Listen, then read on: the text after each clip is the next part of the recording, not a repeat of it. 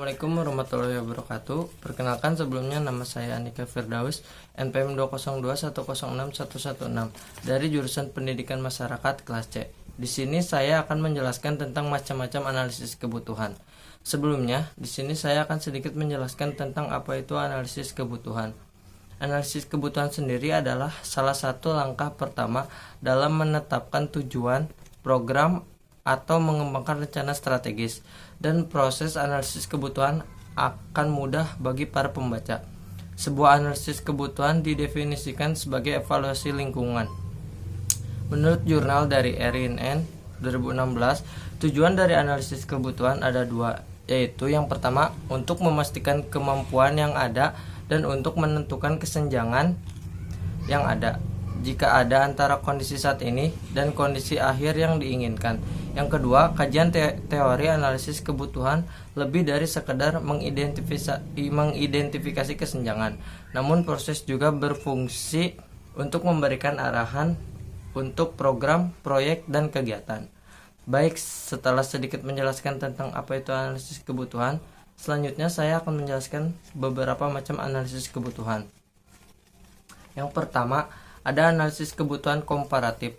Analisis ini disebabkan oleh suatu kebutuhan yang dipengaruhi oleh faktor perbandingan kualitas atau mutu dengan pengaruh tujuan yang lebih baik. Dan yang kedua, ada analisis kebutuhan normatif. Analisis ini disebut oleh suatu keadaan yang dipengaruhi oleh faktor keadaan iklim, prestasi kerja, keadaan keluarga, perbedaan ukuran yang digunakan untuk perbedaan lain yang memiliki oleh setiap orang. Dan yang ketiga, ada analisis kebutuhan yang dirasakan. Analisis kebutuhan ini disampaikan seseorang saat ditanyakan keperluan atau keinginan saat itu. Dan yang keempat, ada analisis kebutuhan yang diekspresikan. Tindakan dalam pendidikan masyarakat atau pendidikan luar sekolah, kebutuhan ini menjelaskan sebagai kebutuhan yang dirasakan dan diwujudkan melalui aksi pendidik ataupun peserta didik untuk mengungkapkan apa yang dibutuhkannya. Dan yang kelima, ada analisis kebutuhan masa depan.